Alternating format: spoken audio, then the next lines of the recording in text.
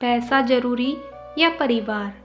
जीवन की एक महत्वपूर्ण सीख। रमेश का एक छोटा सा परिवार था जिसमें एक खूबसूरत पत्नी और दो प्यारे बच्चे थे। उसकी पत्नी और बच्चे हर हाल में खुश थे, लेकिन रमेश उन्हें जिंदगी के सारे ऐशो आराम देना चाहता था और इसके लिए वह प्रतिदिन 16 घंटे से अधिक काम भी किया करता था। दिन भर ऑफिस में काम करने के साथ साथ वह सुबह और शाम ट्यूशन सेंटर में ट्यूशन भी पढ़ाने जाया करता था। वह सुबह सुबह घर से निकल जाता और आधी रात के बाद घर लौटता था। बच्चों के लिए उसका चेहरा देखना मुहाल था, क्योंकि सुबह सवेरे उसके घर से निकलते समय बच्चे सोते रहते और देर रात घर में कदम रखने के पहले ही वो सो चुके होते।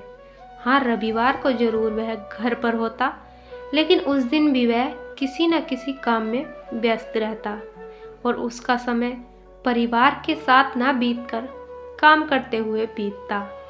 परिवार उसके साथ क्वालिटी टाइम बिताने का बस इंतज़ार करता रह जाता।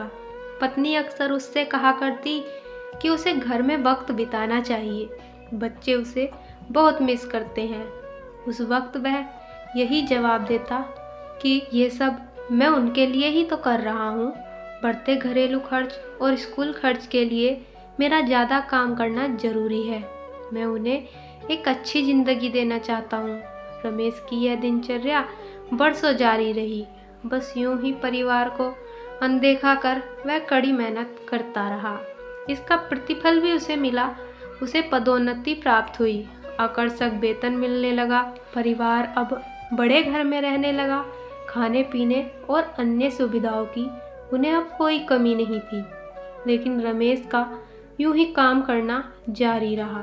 वह अधिक से अधिक पैसे कमाना चाहता था। पत्नी पूछती कि आप पैसे के पीछे क्यों भाग रहे हैं? हमारे पास जो है हम उसमें खुश रह सकते हैं। तो उसका जवाब होता कि मैं तुम्हें और बच्चों को दुनिया जहां की खुशियां देना चाहता हूँ। बस कुछ साल और मुझे मेहनत करने दो। पत्नी चुप हो जाती।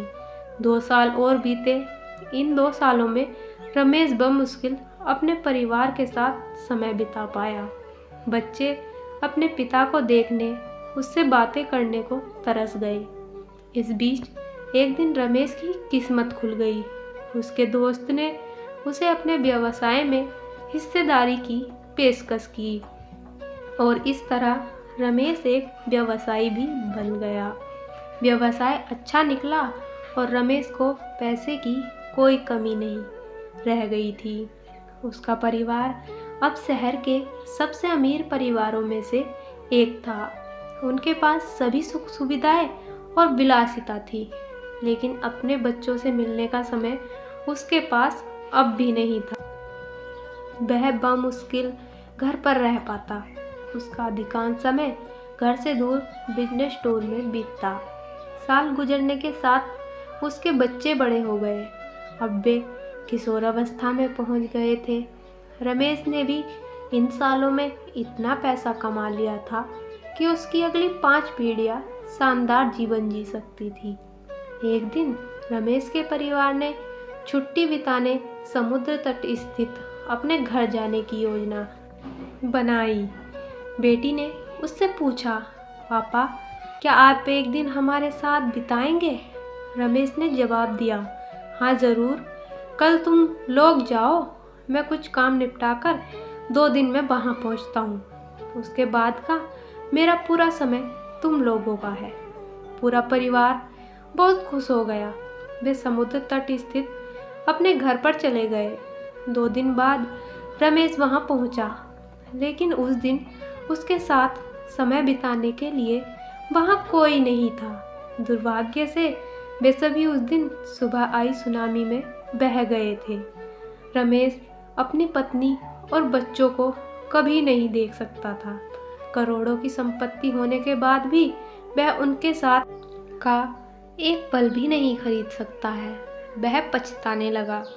पत्नी के कहे शब्द उसे याद आने लगे। आप पैसों के पीछे क्यों भाग रहे हैं? हमारे पास जो है हम उसमें खुश रह सकते हैं। और यह शब्द याद करके वह सिर पकड़कर जोर जोर से रोने लगा, पर अब वह कुछ नहीं कर सकता था। दोस्तों, इससे हमें शिक्षा मिलती है कि पैसा सब कुछ नहीं खरीद सकता, इसलिए पैसों के लिए अपने परिवार को महत्व देना कम ना करें।